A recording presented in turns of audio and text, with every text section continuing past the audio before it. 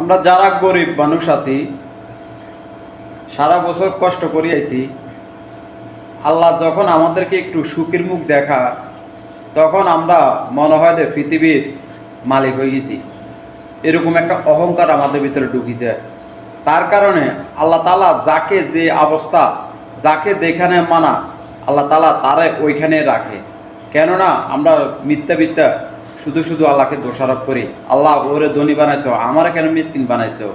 কিন্তু আমার যেখানে থাকার দরকার, যেখানে রাখার দরকার, আল্লাহ ওইখানে রাখছে, ওইখানে রাখবে। কেননা আমি সহ্য করতে পারবো না। আমারও যদি কোটি টাকার মালিক বানায় দেয়, আমার ভিতরে অহংকার ঢুকি দেব, আমার ভিতরে হিলে ঢুকি দেব, আমার ভিতরে হিংসা ঢুকি দেব। তার কারণে আল্লাহ যাকে যেখানে রাখার যোগ্যতা, আল্লাহ ওইখানে রাখে। কেননা ধনীর থেকে গরিব হলে তার ধনীগিরি ছাড়ে না, গরিবের থেকে বাসা হলে তার নজরটা কই যে ওঠে সে নিজেও বলতে পারে না। কেন ফিসের কি হয়েছে না হয়েছে ও ঐতিহ্য ভুলি যায়। কিন্তু এখন আমি ধনী লোক, একটু সুখের মুখ দেখলে মনে হয় দেখি তার আমার থেকে ধনী লোক আর কেউ নাই, তার ভিতরে হিংসা অহংকার হিলে ঢুকি যায় কই।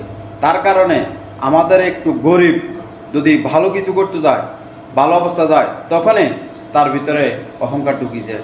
তার কারণে আল্লাহ তাআলার কাছে আমরা মাপ চাই। আল্লাহ তাআলা যেন আমাদেরকে এই হিংসির থেকে আল্লাহ যেন আমাদেরকে হেফাজত করে। আমিন।